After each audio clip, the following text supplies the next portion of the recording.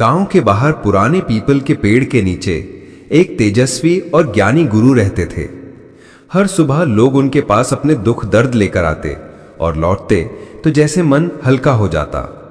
उसी गांव में एक व्यक्ति रहता था। नाम था हरिदास। नाम हरिदास पर काम चिंतादास। सुबह उठते ही माथे पर शिकन, रात को सोते वक्त आहें। उसकी जिंदगी एक निरंतर चिंता का नाम थी। घर छोटा, खेती कम, आमदनी सीमित। बच्चे थे मगर आलसी, दिन भर खेल कूद में लगे रहते। पत्नी झगड़ालू, जैसे मुंह में मिर्ची और हाथ में झाड़ू लेकर पैदा हुई हो। पत्नी हमेशा ताने देती, देखो फलां का घर देखो कैसे सुखी हैं और हमारे तो हाल ही बुरे हैं। हरिदास बेचारा रोज इन्हीं झगड़ों के बीच पिसता रहता। हर रात सोचता, मेरे बाद इनका क्या होगा। हरिदास हर रोज गुरुजी के पास जाता और वही रट लगाता, गुरुजी रोज रोज की किचकिच से परेशान हो गया हूं। मन करता है कि सब कुछ छोड़कर संन्यास ले लूं, लेकिन यदि मैं ना करूं तो कोई काम ही ना हो। जब मेरे सारे काम पूरे हो जाएं, बच्चे सुधर जाएं, जिम्मेदार हो जाएं, पत्नी का स्वभाव शांत हो जाए, खेती ठीक हो जाए, तो मैं संन्यास ले लूंगा। गुरुजी मुस्कुराकर कहते, बेटा काम कभी पूरे नहीं होते। जीवन का नाम ही है अपूर्णता। जो अपूर्ण में पूर्णता ढूंढेगा वो दुखी रहेगा। पर हरिदास को जैसे मंत्र जपना था, बस काम पूरे हो जाएं, फिर मैं सन्यासी बन जाऊं। स्वागत है आपका लोक रंजन प्रेरक प्रसंग में, जहां हर कहानी है मजेदार, मनोरंजक और ज्ञान से भरपूर। कहानियों में छुपा है युगों का ज्ञान।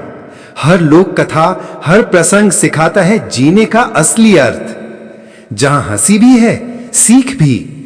जहां पुरानी परंपराएं आज के जीवन को दिशा देती हैं। मन को रंजित करे, जीवन को प्रेरित करे। लोक रंजन प्रेरक प्रसंग। चैनल को सब्सक्राइब जरूर करें और अपने विचारों को कमेंट बॉक्स में लिखें। आइए अब शुरू करते हैं हमारी आज की कहानी। एक दिन गुरुजी ने सोचा, ये ऐसे नहीं सुधरेगा, अब इसको अनुभव से ही सिखाना होगा। उन्होंने हरिदास को बुलाया और बोले, बेटा आज मैं तेरी सारी चिंता दूर कर दूंगा। चल, एक विशेष साधना करनी है जिससे तेरे सारे काम पूरे हो जाएंगे। हरिदास खुश, गुरुजी आप तो साक्षात नारायण हैं। गुरुजी मुस्कुराए और अपने शिष्यों से बोले, इसे उस पुराने कुएं में उतार दो। हरिदास पहले तो चकित, फिर डर गया। गुरुजी ये क्या कर रहे हैं? मैं तो साधना के लिए आया था। पर गुरुजी बोले, यही साधना है, अब बोल मत वरना साधना खंडित हो जाएगी। शिष्यों ने रस्सी से हरिदास को नीचे उतार दिया। कुएं में पानी, कुछ अनाज, दीपक और कुछ धार्मिक पुस्तकें रख दी गई। फिर गुरुजी ने ऊपर से कुएं को लकड़ी के तख्तों से ढक दिया। सिर्फ हवा और पानी के लिए थोड़ा सा रास्ता छोड़ दिया। अब हरिदास नीचे अंधेरे में बैठा सोच रहा था, हे भगवान ये क्या हो गया? मेरे घर का क्या होगा? पत्नी अकेली है, बच्चे तो नालायक हैं, गुरुजी ने तो मेरा सर्वनाश कर दिया। पहले दिन वो रोया, दूसरे दिन गुरु को कोसा, तीसरे दिन खुद को गालियां दी और चौथे दिन बस थककर चुप हो गया। धीरे धीरे उसने धार्मिक ग्रंथ पढ़ने शुरू किए। पहले मन नहीं लगा, पर जब बाहर की दुनिया से उम्मीद ही खत्म हो गई तो भीतर की दुनिया खुलने लगी। दिन महीनों में, महीने सालों में बदल गए। हरिदास अब शांत रहने लगा था। कई सालों बाद एक दिन कुएं के ऊपर किसी ने लकड़ी हटाई। गुरुजी खड़े थे। हरिदास अब बाहर आ जा, गुरु बोले, तेरे सारे काम पूरे हो गए हैं।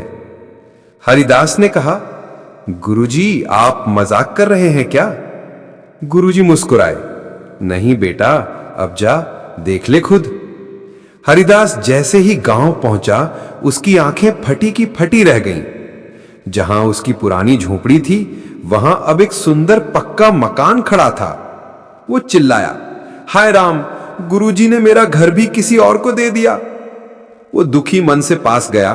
तभी एक औरत दरवाजे से बाहर आई। अरे स्वामी, तुम कहां चले गए थे इतने साल?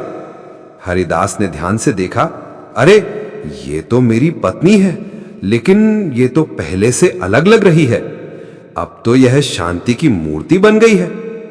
पत्नी बोली, आओ आओ अंदर चलो, देखो ये हमारी बहू है। इतना सुनते ही एक नई नवेली दुल्हन आकर उसके पांव छूती है। हरिदास चौंक जाता है। बहू? तो मेरा बेटा? पत्नी बोली, वो काम पर गया है। पहले तो बड़ा आलसी था, पर तुम्हारे जाने के बाद बदल गया। खेत संभालने लगा, मेहनत करने लगा। बेटी की शादी हो गई और अब इस साल बेटे का विवाह किया है। हरिदास की आंखें भर आईं। वो धीरे से बोला, तो ये सब मेरे बिना हो गया?